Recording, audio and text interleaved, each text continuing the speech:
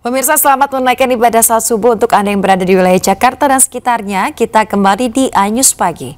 Pemirsa, sebuah truk modifikasi bermuatan 6 ton BBM ilegal hangus terbakar saat melintas di jalan lintas Pantai Timur Sumatera, Tulang Bawang, Lampung.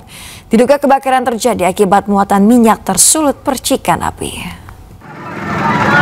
Walah, entek mobilnya, aduh melaku. Ya Allah, ya Allah, ya Allah.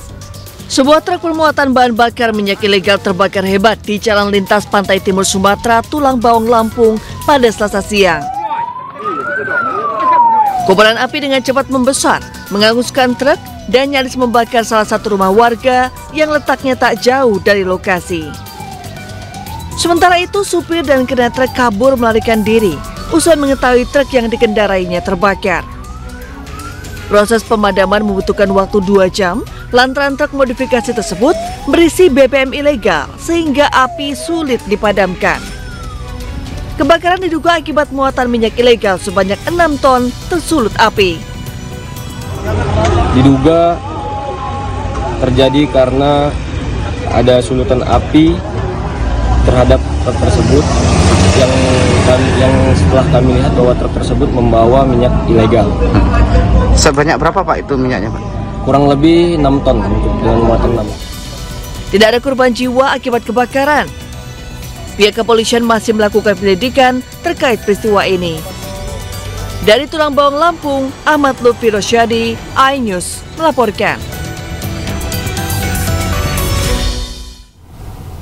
Pemirsa, viral di media sosial sebuah video yang menayangkan saat keluarga pasien ngamuk diduga lambannya penanganan dokter di RSUD Cibabat, Kota Cimahi, Jawa Barat. Keluarga pasien kesal lantaran pasien hanya diberikan perawatan suntikan hingga akhirnya meninggal dunia. Kemarin kena ngomong sus, tolong sedot itu perutnya udah penuh. Akhirnya ngomongnya nunggu dokter. Dari kemarin aing ngomong menyedotkan batang apa kan aing geus kuateun. Ayeuna tinggal majikan aing kumaha ieu. Abong kena pamajikan aing BPJS hari-hari. Salah satu keluarga pasien murka kepada dokter dan perawat di RSUD Cibabat, Kota Cimahi lantaran lambannya penanganan dokter terhadap istrinya yang dirawat karena sedang sakit parah hingga nyawanya tidak tertolong. Suami korban juga menyinggung soal buruknya layanan bagi peserta BPJS di rumah sakit tersebut. Korban bernama Yulia meninggal dunia setelah dirawat selama 2 hari di RSUD Cibabat. Sebelum dirujuk ke RSUD Cibabat, almarhum sempat berobat ke klinik dan rumah sakit Dustira Kota Cimahi.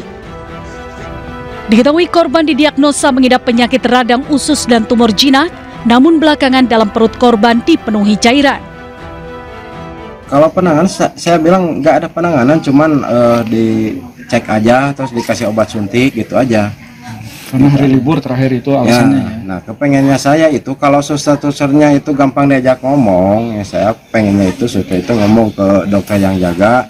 Nah dokter yang jaga itu telepon yang mau ngurusin dokter pasien saya itu gitu kan, minta izin lah tindak lanjut kalau memang mereka takut gitu kan. Kalau boleh tahu sakit apa kan ininya? Kalau pertamanya sih itu radang usus sama tumor jinak waktu itu. Cuman kesininya tumornya udah mending, cuman di usus. Jadi si cairan itu adanya di luar lambung.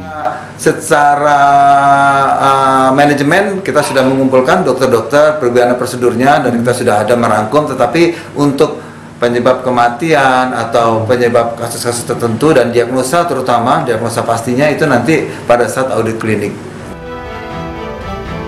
Hingga kini pihak keluarga masih berduka atas kepergian korban dan meminta pihak rumah sakit dapat bertanggung jawab atas kepergian korban. Dari Kabupaten Bandung, Jawa Barat, Yuwono Wahyu, iNews melaporkan. Komisaris PT Persib Bandung Bermartabat Umuh Muhtar tolak menerima bonus 1 miliar dari ASN Jawa Barat yang diperintah oleh Gubernur Jawa Barat Deddy Mulyadi. Menurutnya bonus yang dijanjikan tidak sesuai janji.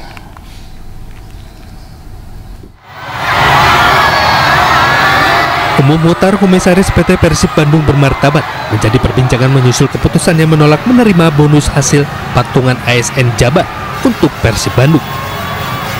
Uang hasil patungan PNS Jabar untuk bonus itu diberikan kepada pemain Persib yang mempertahankan gelar juara Liga 1 atau back-to-back juara. Menurut Umum Muhtar, penolakan dilakukan karena bonus yang diberikan tak sesuai dengan janji yang sempat diumumkan. Bahwa uang yang dijanjikan 1 miliar itu kemarin Sekda udah berkoar-koar kemana-mana, juga menyampaikan dan sudah memberikan uang kadedeh. Nah, dari ASN dikumpulkan dapat 356 juta. Jadi kan janji yang 1 miliar sudah kemana-mana beritanya. Jadi jangan salah para bobotoh. Kenapa saya tolak? Saya takutnya jadi beban dan jadi prasangka dari semua bobotoh ya bahwa Persib sudah menerima uang. Sebelumnya pemberian bonus ini disampaikan Deddy Mulyani saat mengikuti konvoi Persib Bandung untuk merayakan juara Liga 1 2024-2025. Apresiasi yang diberikan KDM murni dana pribadi dan bukan dari APBD. KDM pun meminta pejabat Pemprov menyumbang 1 miliar untuk bonus tim Persib. Saya akan menyampaikan bonus. Bonus bukan APBD ya, nggak boleh pakai dana pemerintah. Bonus dari saya 1 miliar. Wow! Dan saya tugaskan Pak Sekda untuk mengkoordinasi para pejabat Pemprov Jabar agar membeli bonus 1 miliar. Wow! Tapi tidak boleh pakai duit APBD ya. Oke, jadi bonusnya 2 miliar. Wow. Oke, juara.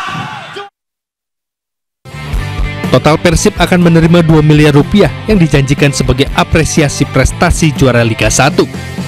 Tim Liputan iNews melaporkan. Pemirsa, kini kantor pos telah meluncurkan layanan untuk pengambilan gaji pensiun. Ya, layanan ini dilakukan untuk mendukung kemandirian ekonomi nasional.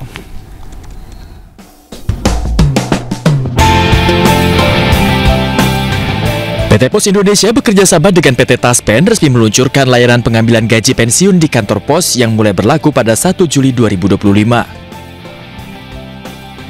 Kebijakan baru ini menandai perubahan skema pencairan gaji pensiun dari semula dikirim langsung ke rekening bank menjadi diambil langsung oleh penerima di kantor pos terdekat di seluruh Indonesia setiap bulannya. Perubahan ini dimaksudkan untuk mengoptimalkan pemanfaatan aset negara serta mendukung kemandirian ekonomi nasional. Kami dari sisi pos sudah menyiapkan segala sesuatunya, baik di sistem antrian kita, di pelayanan di loket kita gitu ya. Jadi salah satu mungkin kelebihan yang bisa kami sampaikan di kantor pos, kami bisa melakukan proses antaran ya. Jadi seandainya orang-orang tua kita, senior kita yang berhalangan hadir atau karena sakit dan sebagainya, mereka bisa berkomunikasi dengan teman-teman saya di kantor pos untuk minta diantar pensiunnya. Layanan ini merupakan perluasan dari layanan sebelumnya, di mana Pos Indonesia telah melayani sedikitnya 500.000 penerima pensiun setiap bulannya. Terima kasih kepada kantor pos, terima kasih kepada kantor pos. Selama ini pelayanannya terlalu baik terhadap kami gitu. Untuk pengambilan gaji, penerima tidak perlu membawa dokumen khusus karena telah terdaftar dan menerima pemberitahuan oleh Taspen. Sedangkan bagi penerima yang belum mendapat informasi, tim khusus di setiap kantor Taspen siap memberikan bantuan. Dari Jakarta, Tim Liputan iNews melaporkan.